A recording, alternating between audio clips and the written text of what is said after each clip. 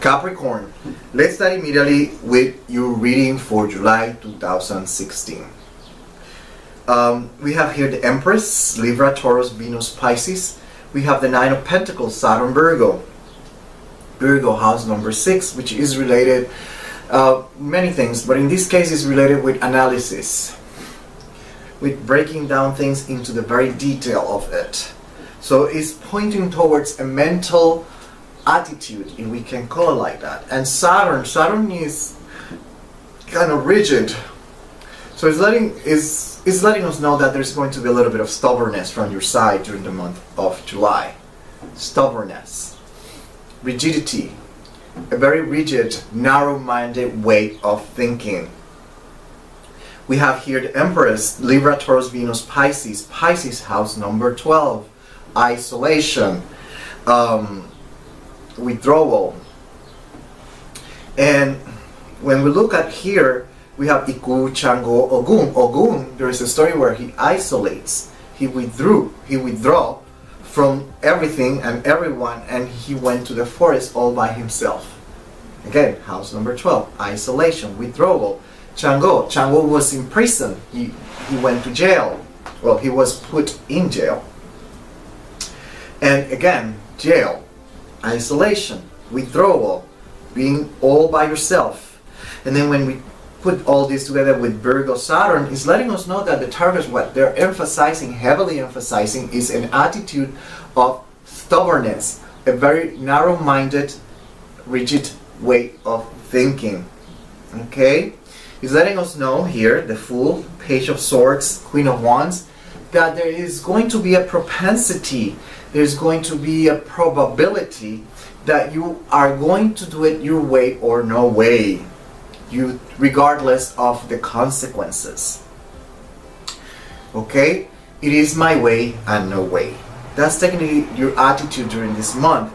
And the tarot cards are technically warning you to avoid this. Well, I am warning you to avoid this because the propensity of you being that way is very high. And you should avoid that attitude.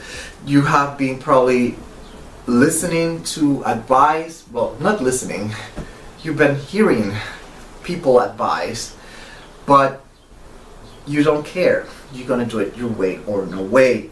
And here we have the Six of Cups, Two of Staff, and Saint Jerome the Strength. And he's letting us know that you really need to be a little bit more down to earth, humble. You need to put your feet on the ground and the head on your shoulders. You have to be realistic. Okay? You have to listen to other opinions, other experiences, so you know what to do. Okay?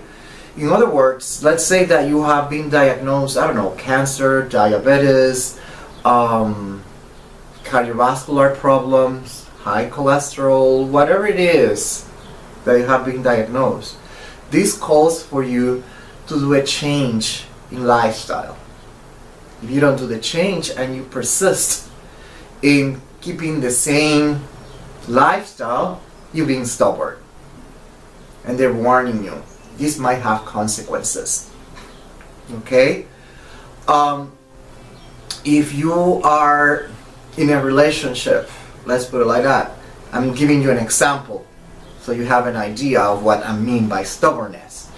Let's say that you are in a relationship and you are acting like you are single, that you don't have a partner. So you're being stubborn because you insist and persist in keeping a behavior, a lifestyle that doesn't suit you anymore. That's being stubborn.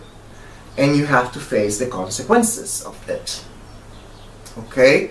The same thing at work. If you are pretending or you are acting like you are the boss at work, then you have to be very, very careful. Because highly probably you're not the boss, and there's one for that. If you agree or not with his style or her style of doing things, that's a different story. You're not the boss. Okay? Zip it and keep it to yourself. Otherwise, you're going to face the consequences of being stubborn, in insisting in a behavior or a way of thinking that is not suitable for the circumstances that are prevailing at the moment. If you decide to do that, then you need to face the consequences, whatever they are. Okay?